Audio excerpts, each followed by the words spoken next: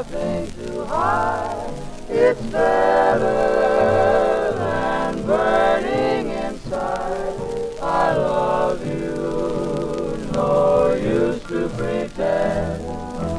There, I said it again. I said it. I was born February 13, 1928, in the house where I lived, 203 Fifth Avenue, Stanley, Wisconsin. From birth through high school. My folks were poor and they could not afford for me to be born in the hospital. So I was born at home. Then a midwife came to help my mother. I enjoyed the life I had. We had a car until I was 7 years old, and then we had to sell it. It was the Great Depression, and my father couldn't afford to keep it anymore.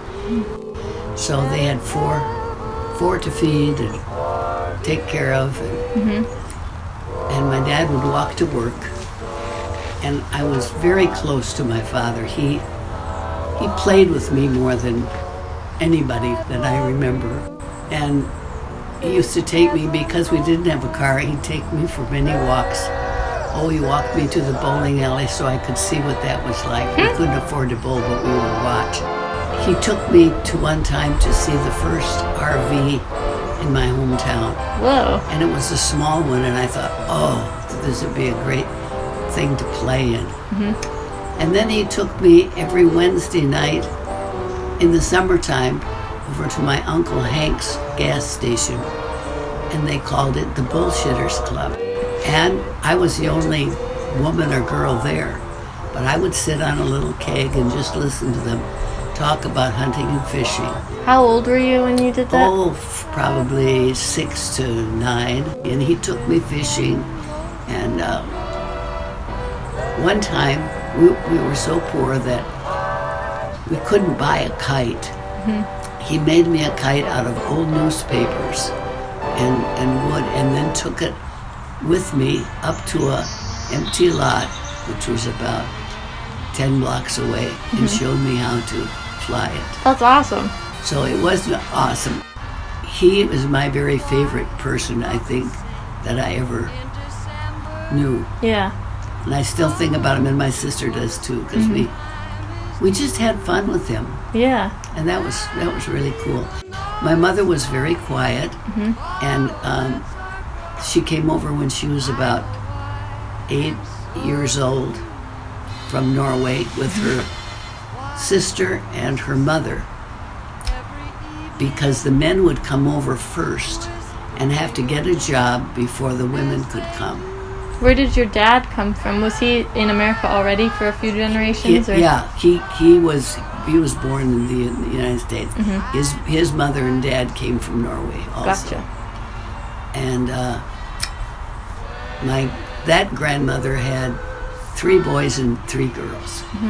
And my other grandma had 3 girls and 1 boy. But when they came to the United States, they could not speak English. And they got off at Ellis Island. And we've put a little remembrance of her up on Ellis Island. And so they had to get on a train and take the train to Wisconsin. And my grandma and grandpa, my grandpa had a really nice business in Norway. He would be selling fish. He had a fish market, and he'd buy the fish from the fishermen and sell them in his store, and made quite good money. But then decided, they were told America was the creme de la creme. They had enough money to buy a house, but then after a few years they couldn't afford to keep it, as they didn't have any income left. And so they moved in with my mother and dad. The grandpa I liked, he didn't speak English, but he would make me a sandwich, and I'd sit on his knee and eat the sandwich. And one time I'd wet my pants. Must have been pretty young. And she said, "Doris, you should say putta." And I said, "Putta, too late now." And when I was 4, I sang a solo at the City Auditorium, and some program they had. And they wrote a little thing about it and said that I was the star of the show. And so my parents, I think it was mostly my dad, wanted me to perform early on. And I loved doing it. Something else I did when I was little. This kind of gives you an idea of who I am, I think. I was about 4 then.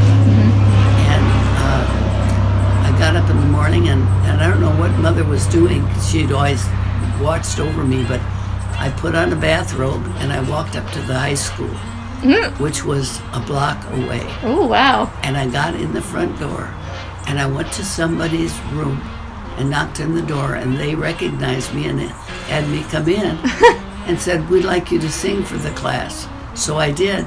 Well, about that time, my mother was missing me, and I guess they may have called her and told her.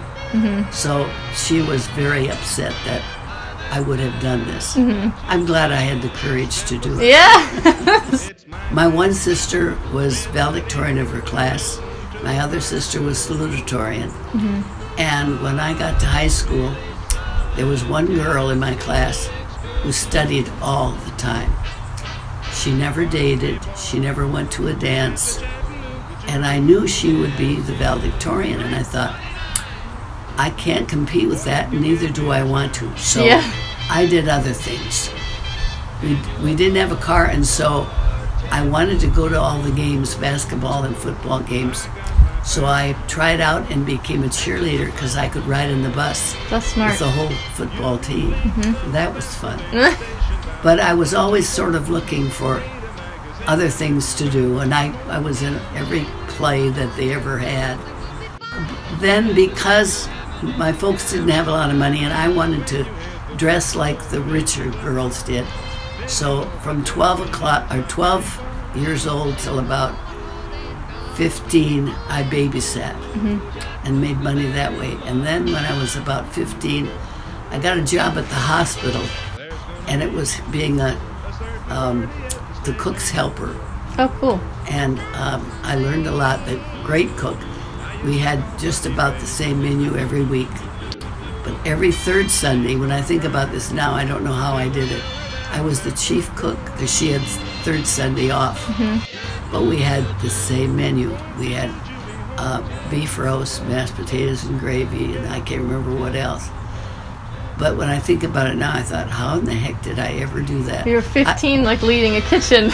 Right, but I had younger girls or the same age that would take the food. One time they had me cleaning the operating room. I mean, I had to do all sorts of things. Yikes. Things that would never be done today. Yeah. This summer that I worked at the hospital, I made $1 a day, $30 a month, which was not bad then. But I worked from like 6:30 till 2. That's long. And at 2 o'clock, I ran downtown, which was like 5 blocks away, and worked in a dairy bar. Jeez. Till 5. Then I went back to the hospital and worked till 7. And then I went back to the dairy bar and worked till 10 o'clock at night. And so I spent all of my money on clothes. And I did quite well. Yeah, I'll say. Then when I was a senior, I got all this music, and I thought, I'm going to start a band of my own. I mean, a dance band. So I got some kids together. We had trombone and drums and clarinet and trombone, and I played the piano. We got good enough so that we would play at school dances, but we played one set, and the rest would be recording.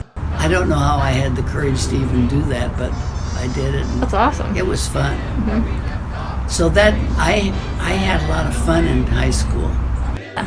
And then when I was a senior,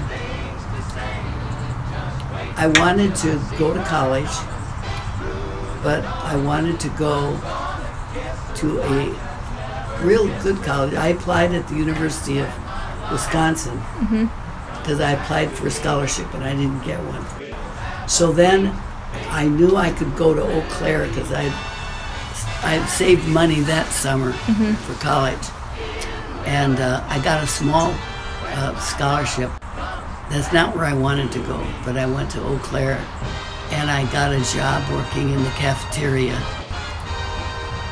Then I was in the choir, and one of the gals who was in the choir that I didn't know at the time was going to be part of a quartet, and they needed another girl, and so she said to the two guys, they weren't in the choir, she said, you should try her out because she got a good ear. Mm-hmm. So they did, and I got in it. Oh, nice. And that was the most fun I'd ever had, because the one guy did all the arranging. And if you've listened to the Modern Airs or any of those old 40s groups that sang, and it was close harmony. Mm-hmm. That's what we did. And we sang at nightclubs, we sang at the schools. First time we sang at the school, they just clapped and clapped, and we only knew one song, Old Buttermilk Sky.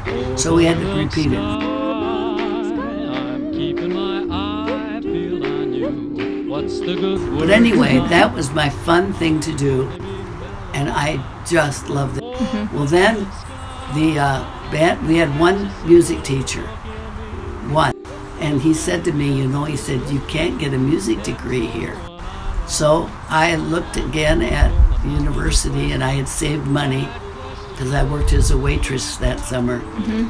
And I wrote to them, and I got a job working in a home for my room and board, mm-hmm. and they would pay my bus fare to the campus and back. And I had a couple boyfriends that were going there, and so I thought, well, I guess that's where I'll go. I really wanted to go to St. Olaf, and I knew I couldn't afford to.